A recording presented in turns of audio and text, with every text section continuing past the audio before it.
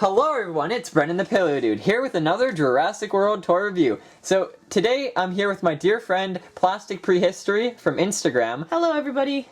And she was lucky enough to have this amazing Walmart haul of 2 new 2020 figures along with the battle-damaged Proceratosaurus.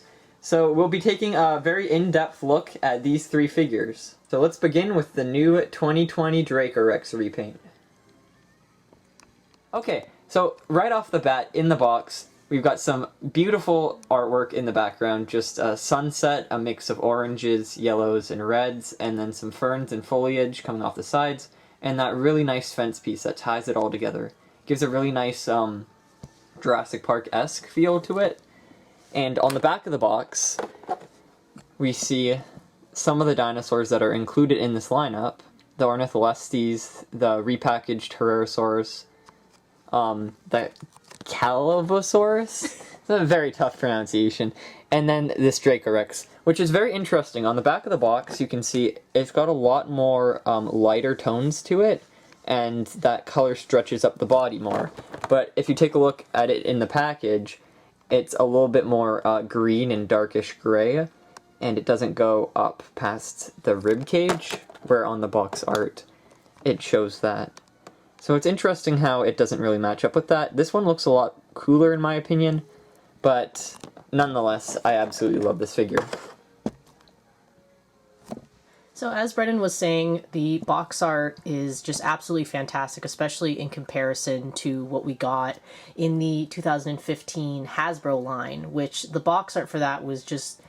It had nothing to do with the movie or the theme in general. It felt like, for me personally, it felt very aquatic, you know, in style with the blue. Yeah, and like the gator skin, I know it was the Indominus Rex skin, but if they're going with that, they could have went with like a white or something. It felt totally out of place, but this box art really harkens back to older, you know, like original Jurassic Park, where you kind of, like each box would have an exhibit to it, you know? Exactly, and the colors just reminisce that. And even like the subtle stripes on the side and the foliage, it really does show.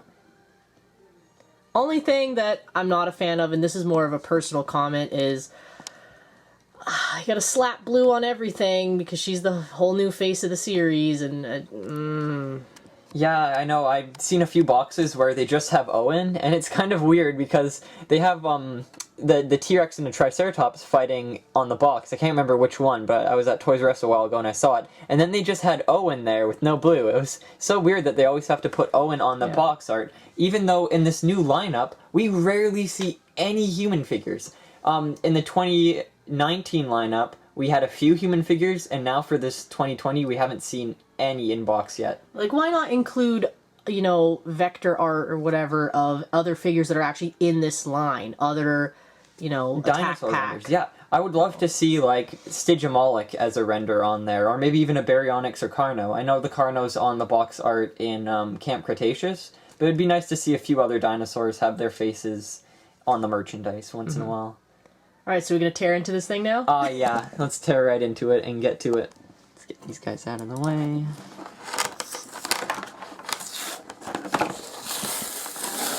I know all the collectors hate me right now because I'm taking it out of the packaging.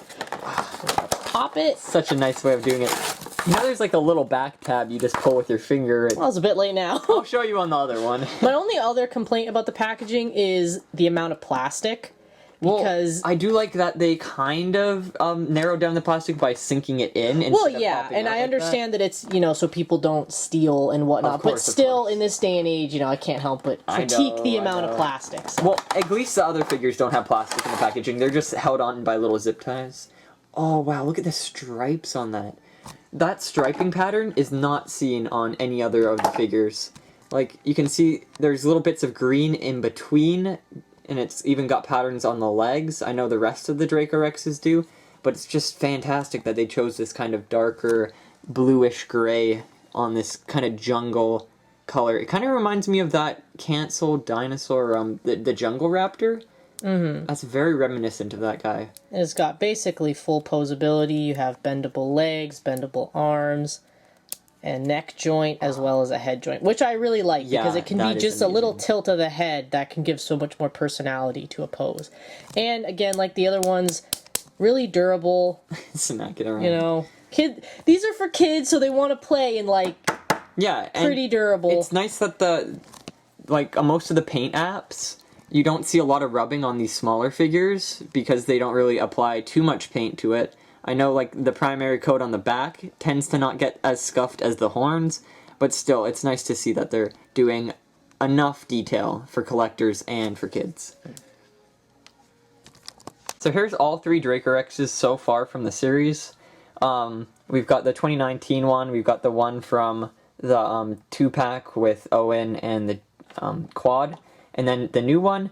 As you can see, this one's least detailed. It's got kind of brownish black paint apps, and its horns aren't painted, unlike these 2 Dracorexes, which have painted horns and a little bit more detailing to them.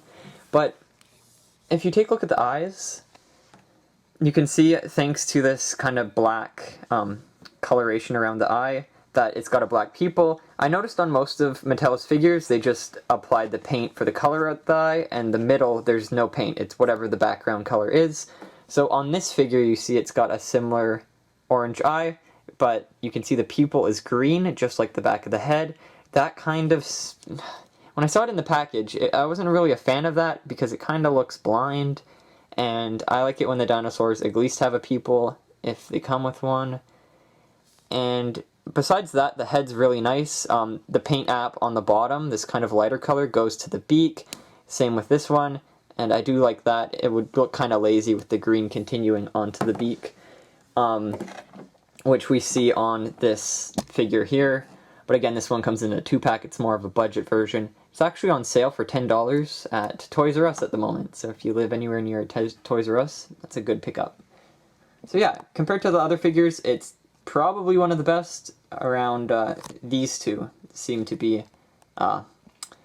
2 really great paint apps, unlike that one. Can't go wrong with a classic green paint job. Exactly. It's like the dino color. Yes, and I do like, again, these 2 patterns. Like, you see this one has stripes on the tail, and this one has stripes down the back, so they kind of go hand in hand together.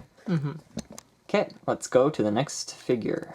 Okay, so we got the Ornitholestes here. When I first saw it, artwork of it online, like pictures of it in box and out of box, I thought it was going to be a Coelophysis or the Segisaurus from the first Jurassic Park, seeing as they made Herrerasaurus, Metriacanthosaurus, Baryonyx, and all the dinosaurs from the first Jurassic Park's map. But no, this guy is Ornitholestes. It threw me to surprise because they didn't go based off of the Walking with Dinosaurs. Which you see copied in a lot of toys, no matter the line, no matter the dinosaur, or the Cenozoic mammal, because, you know, with Hyenodon, very often you see it with the stripes. Use that. So I was expecting, if this was Ornitholestes, it to have those little quills on the neck and that nose crest horn thing.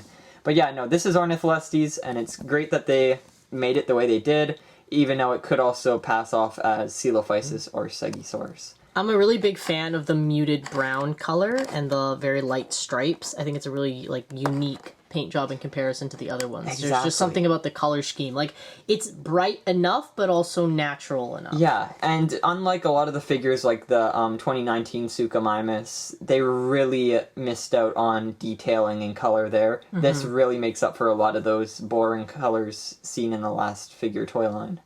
So, should we dig into it? Yeah, let's tear into this one. Okay, so wait. Tab on the back, watch this. So, see this? This little hole right there? You stick your finger in and lift up. See? Much easier. And again, a whole lot of plastic. Yeah, it comes in a plastic. Yeet that away. Wow, look at those fingers. Look at the arms. They face inwards like an actual dinosaur would instead of facing down. And that's a nice thing. They are posable, just like the feet. Yep. This one's mouth open? It does. It does. Look at that. And there is neck posability. I love the neck posability. It comes with such a long neck as it is, and look at the tiny little details on the neck's, the bottom of the neck. You can see all the little dots and splotches. They're very intricate and small, and I love that. Oh, and look at the eye color, too. They've got a nice green on there with that orangey red color along the side. And a nice narrow snout. The teeth fit well. They really worked nice with like this small build.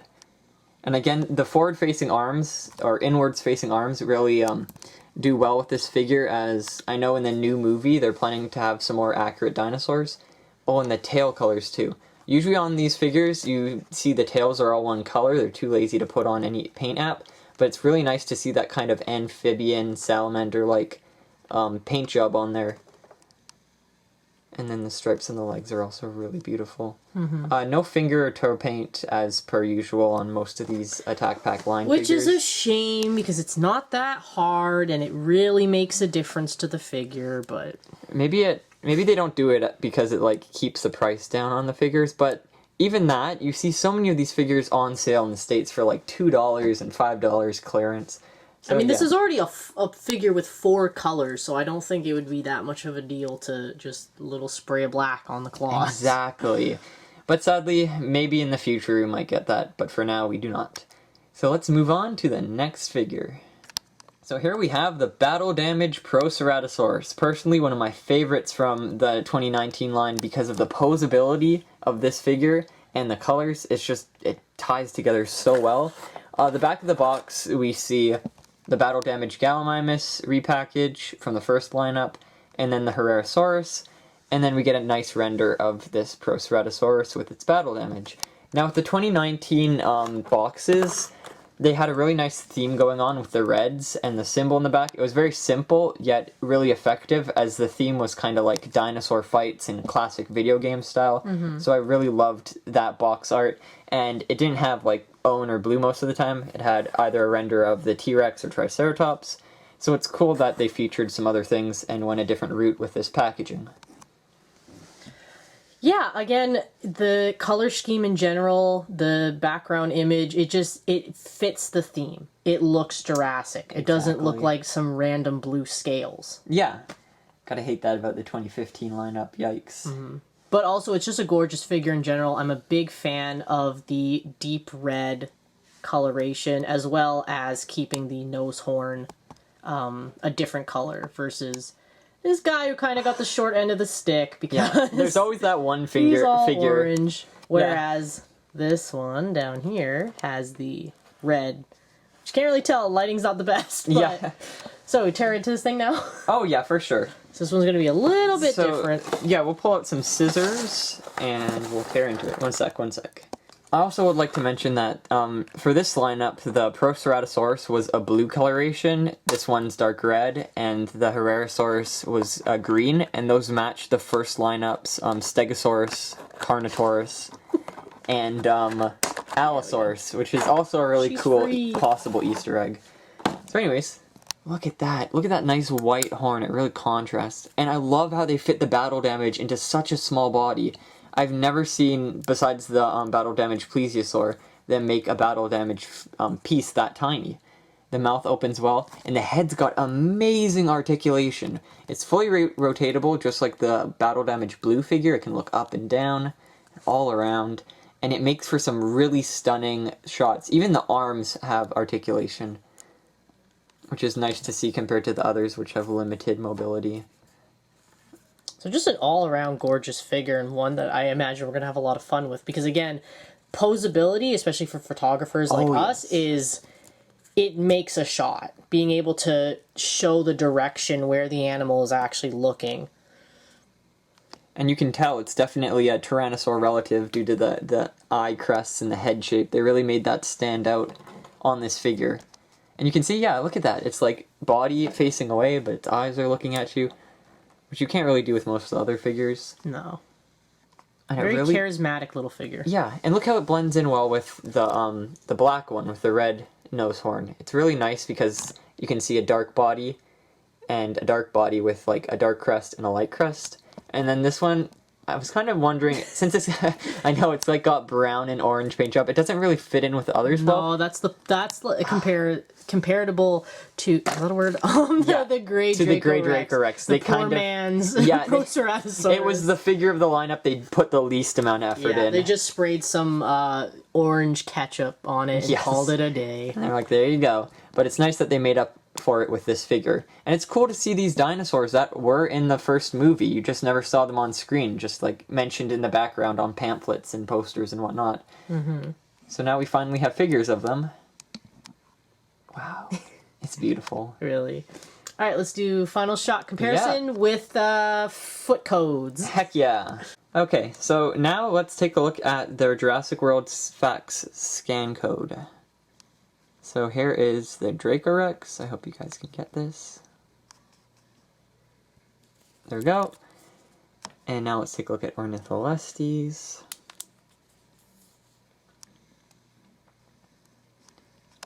I sadly lost my scan code app when my iPad died a while ago, and it sucks because I keep forgetting they have these on the bottom of the feet, and I now have to rescan all my figures once I get the app again, and I'm really not excited for that because there's like over 200 figures now, right? Something Crazy. like that. They just keep pumping them out. Yes. And I just keep buying them. Wait, move it a little bit closer to the camera. Oh, when you only have one light source in a room. Yeah, I usually have my lamp. I forgot to bring my lamp down here. There we go. So there's 3 very beautiful figures and their scan codes. So I hope you guys liked the video, and I hope you guys like that. I decided to have a guest star on here. I'm hoping to do more co-op videos like this in the future.